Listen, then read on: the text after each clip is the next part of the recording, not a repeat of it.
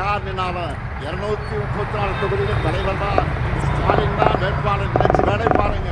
ஏன்ப்பா இது ஒரு ஸ்டாலின் வச்சுட்டு தமிழ்நாடு படுற பாடு போகாது அப்படின்னு 234 தொகுதியிலையும் ஸ்டாலின் தான் போட்டியிட போகிறான் அப்படின்னு நினச்சி வேலையை பாருங்க அப்படின்னு ஏன்ப்பா இது இருக்குமா?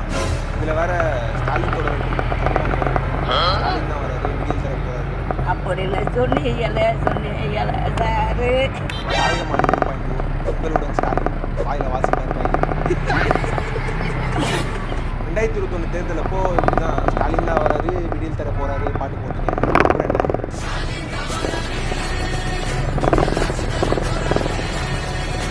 என்ன தெரியாத ஆச்சு அப்படியே 5 வருஷம் போயிடுச்சு. இப்போ 2026 தேர்தல் என்ன பாட்டு?